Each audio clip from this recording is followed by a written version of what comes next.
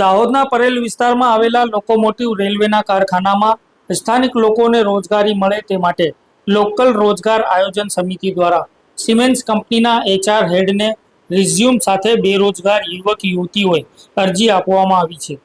દાહોદના પરેલ વિસ્તારમાં 20,000 કરોડના ખર્ચે 9,000 એચપીનું લોકોમોટિવ કારખાનું સ્થાપિત થયું છે। આ કારખાનાનું ખાતમુહૂર્ત વડાપ્રધાન નરેન્દ્ર મોદી દ્વારા 2022માં કરવામાં આવ્યું હતું। ત્યારે તેમને સ્થાનિક જિલ્લાના બેરોજગાર લોકોને આ કારખાનામાં રોજગાર મળશે તેવી બાંહેધરી આપી હતી। 26 મે 2025ના રોજ નવનિર્મિત રેલવેના કારખાનાનું લોકાર્પણ પણ વડાપ્રધાનના હસ્તે થયું હતું। ત્યારે પણ તેમણે જિલ્લાના લોકોને રોજગારી આપવાની વાતનું પુનરાવર્તન કર્યું હતું। જોકે સિમેન્સ કંપની દ્વારા હજુ સુધી કોઈ પણ જિલ્લાના બેરોજગાર યુવક યુવતીઓને નોકરી પર રાખવામાં આવ્યા નથી। આના કારણે દાહોદ જિલ્લાના બેરોજગાર લોકો દ્વારા લોકલ રોજગાર સમિતિ બનાવવામાં આવી હતી અને છેલ્લા ઘણા સમયથી નોકરી આપવા માટેની લડત ચાલી હતી।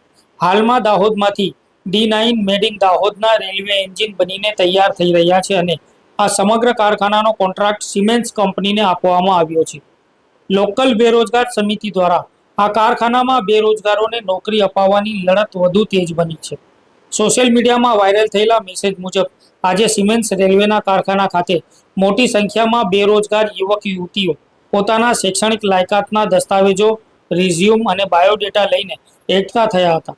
કાયદો અને વ્યવસ્થાની પરિસ્થિતિ જળવાઈ રહે તે માટે કારખાનાની બહાર મોટો પોલીસ કાફલો પણ તૈનાત કરવામાં આવ્યો હતો। કારખાનાની બહાર એકઠા થયેલા બેરોજગાર યુવક યુવતીઓ સાથે આદિવાસી સમાજના અગ્રણીઓ પણ જોડાયા હતા।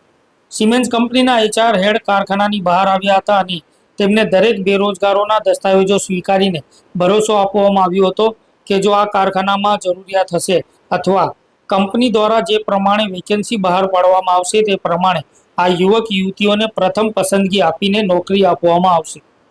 સિમેન્સ કંપની દ્વારા આ બાંહેધરી આપવામાં આવી હોવા છતાં આદિવાસી સમાજના અગ્રણીઓએ જણાવ્યું હતું કે અમે બેરોજગારોના દસ્તાવેજો સુપ્રત કરી દીધા છે અને તેમ છતાંય જો એવું બને કે નોકરી આપવામાં ન આવે તો આગળના સમયમાં અમે લડત આપવા માટે તૈયાર છે।